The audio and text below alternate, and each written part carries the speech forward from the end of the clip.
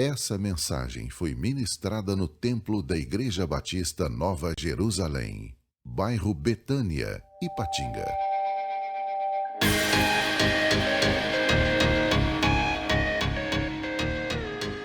O tema da mensagem é superando a ansiedade e o medo.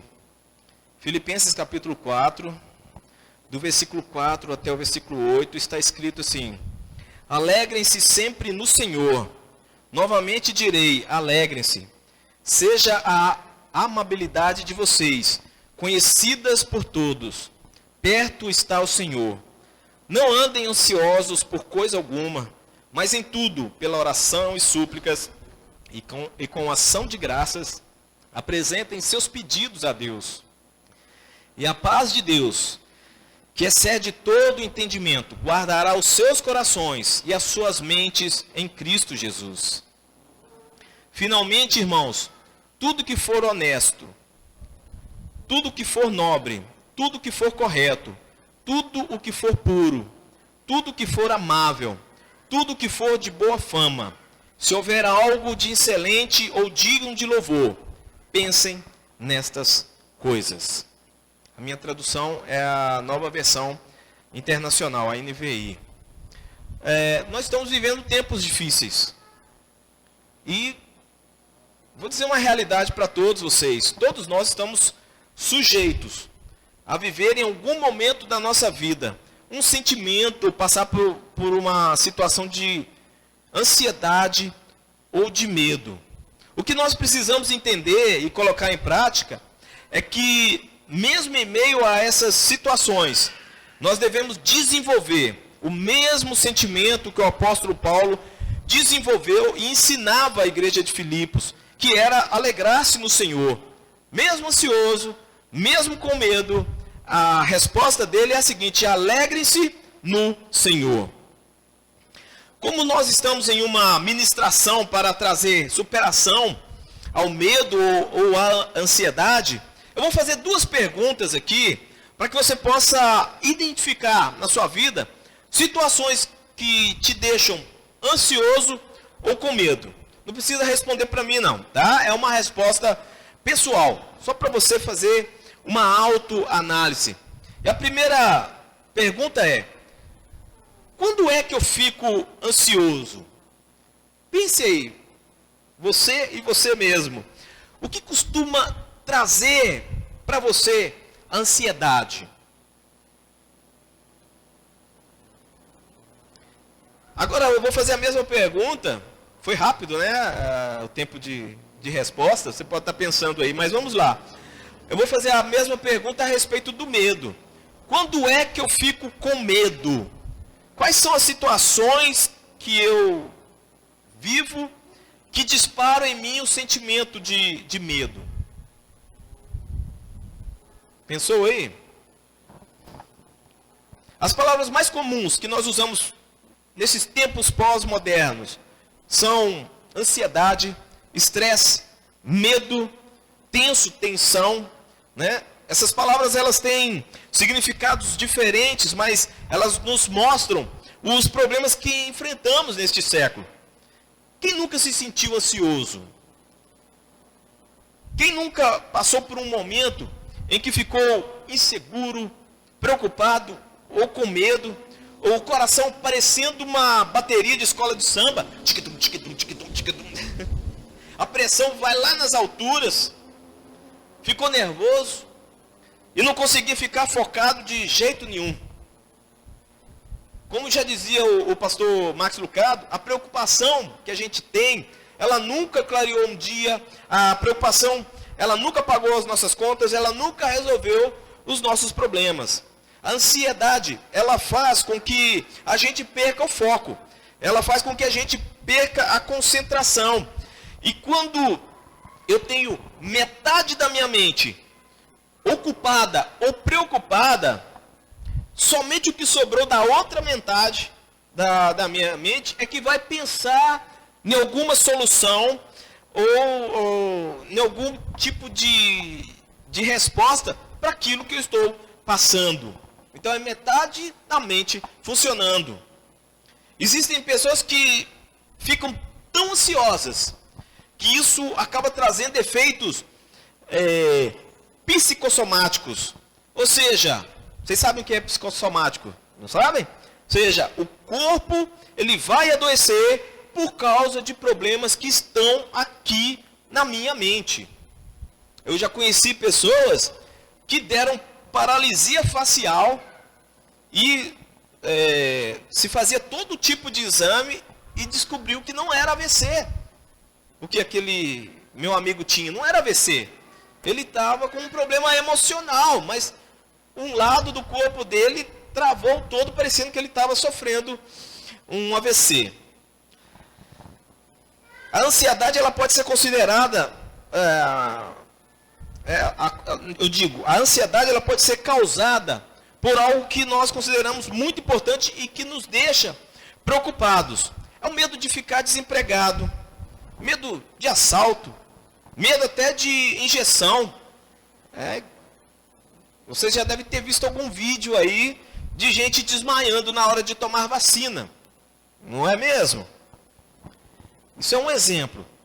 Então, nesse mesmo nível, nós temos pessoas também que sofrem de ansiedade por se preocupar com a autoimagem. Eu quero parecer para os outros um tipo de pessoa.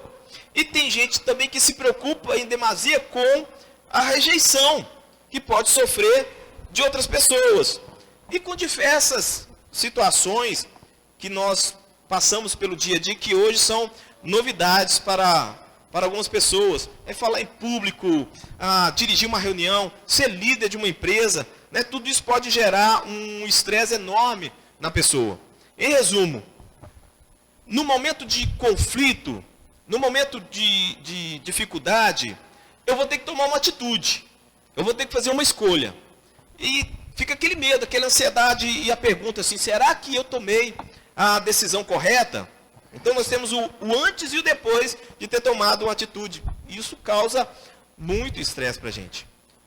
No texto que nós lemos do apóstolo Paulo aos Filipenses, ele mostra algumas características de virtudes de um crente.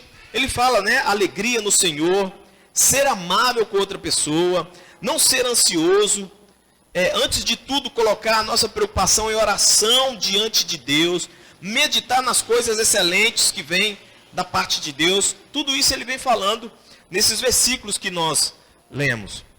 E ao viver nesse mundo, nós enfrentamos dificuldades. Nós temos dificuldades, mas a orientação do apóstolo é que devemos nos alegrar. E a alegria, ela não deve ser praticada somente quando tudo vai bem, mas quando nós estamos passando por momentos difíceis. Sabe por quê? Porque essa alegria, ela não está baseada naquilo que eu tenho. A alegria, ela não está baseada no carro do ano que eu quero comprar. A alegria que eu preciso para viver, ela não está baseada em ganhar 1 milhão na loteria, como se isso fosse resolver, ou como se isso fosse trazer felicidade. A alegria também ela não está baseada em satisfações e prazeres que o mundo vem oferecer. Mas essa alegria apresentada pelo apóstolo, ela está baseada no meu relacionamento com Deus. Tribulações, elas vêm. Dificuldades vêm. Mas a gente tem uma certeza de que Deus está trabalhando nesses momentos de dificuldades, nesses momentos de tribulações, para poder aperfeiçoar o nosso caráter. Tiago capítulo 1, versículo 2 até o versículo 4, diz assim: meus irmãos, considerem motivo de grande alegria o fato de passarem por diversas provações, pois vocês sabem que a prova da sua fé produz perseverança. E a perseverança deve ter ação completa, a fim de que vocês sejam maduros e íntegros, sem lhes faltar coisa alguma. Se a gente ficar olhando para os problemas, nós vamos viver a vida cheia de ansiedades. Mas se a gente olhar para o Senhor, a gente tem motivo para nos alegrar nele. Alegrai-vos no Senhor. É uma ordem que nós lemos em várias partes das Escrituras. E o motivo dessa alegria é que Deus não nos abandonou jamais. Você é filho de Deus. E baseado nas promessas que Deus tem para mim e para você, nós podemos viver livres do medo. Então, irmãos, toma posse dessa palavra que nos fortalece, nos consola, e alegrai-vos no Senhor. Alegrem-se no Senhor. Olha o que nós podemos aprender com esse texto. Paulo exorta a igreja de Filipos a orar pelas circunstâncias, ao invés de ficarem preocupados e ansiosos com essas circunstâncias. Ele diz assim: não andem ansiosos por coisa alguma, mas em tudo, pela oração e súplicas, e com ação de graças, apresentem seus pedidos a Deus. Ele está dizendo assim: parem de se preocupar com os seus problemas. Entregue os seus problemas a Deus. Confie nele. E ele vai dar o livramento a vocês.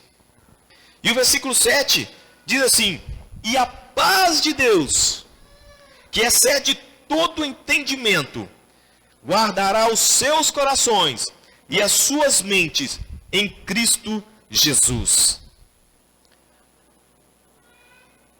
A palavra guardará aqui é um termo militar.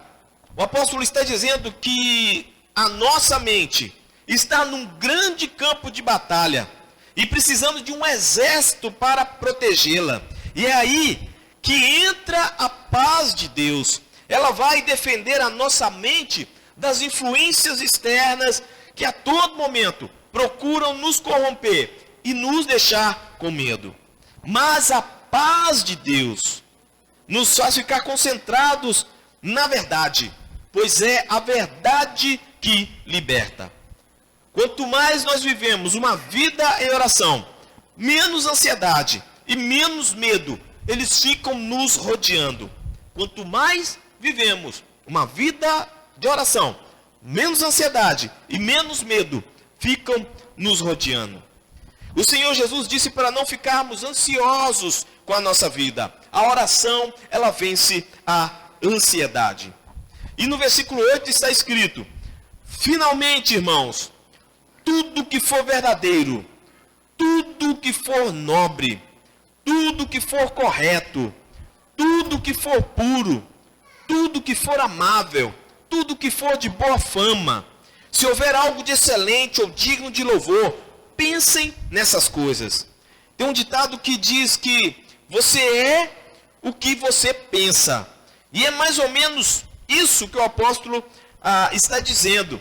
É para pensar nas coisas boas da vida. No mundo em que tudo é negativo, devemos pensar de forma positiva. Nós colocamos em prática tudo aquilo que nós pensamos. Os nossos pensamentos, eles vão se tornar em ações que praticamos e irão revelar realmente o que é o nosso caráter.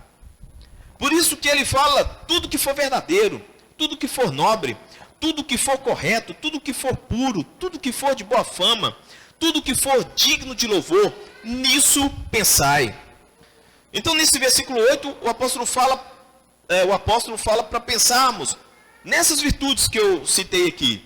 E no versículo 9, que eu não citei, que eu não li no início da mensagem, vou ler agora, é completa, dizendo assim: ponham em prática tudo que vocês aprenderam, receberam, ouviram e viram em mim, e o Deus de paz estará com vocês.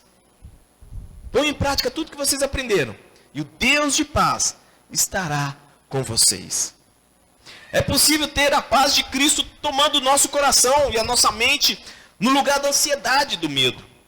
Paulo, quando escreveu essa exortação para a igreja, ele se encontrava preso.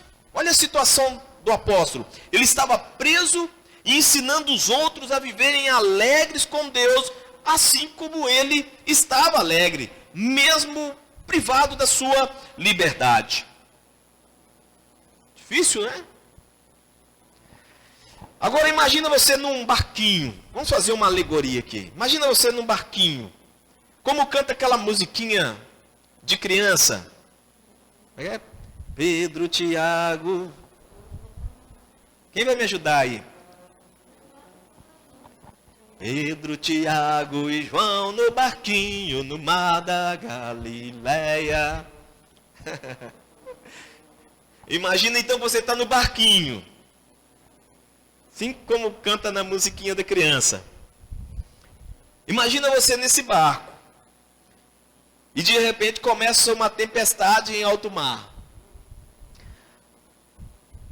Quem já passou por isso, quem gosta de pescar no mar já passou por isso, né?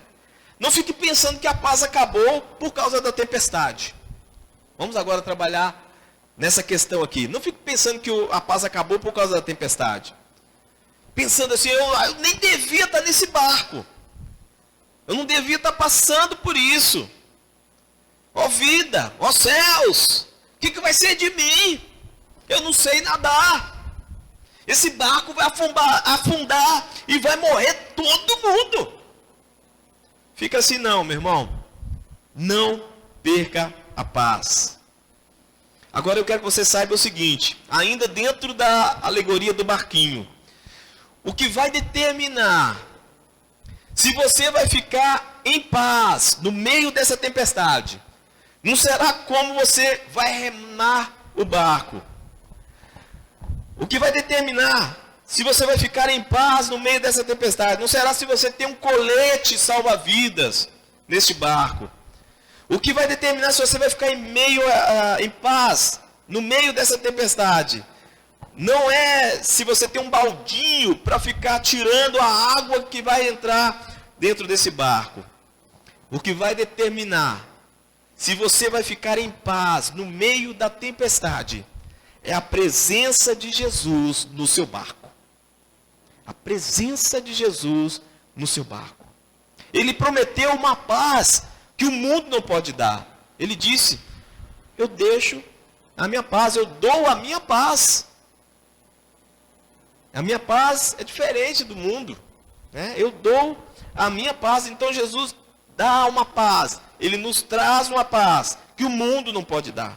Então, no barquinho que é a nossa vida, a gente tem que entender que ter paz não é viver sem passar por tempestades. Não é viver sem passar por problemas. Mas ter paz é você ser dependente de Deus e sentir que a todo momento Ele está cuidando de você. Ele está te guiando, te conduzindo pelos mares da vida. E que não abandona o seu barquinho jamais. Não abandona o seu barquinho jamais. Que o Espírito Santo ele nos traga consolo e nos traga paz para viver sem medo e sem ansiedade por esse mundo afora.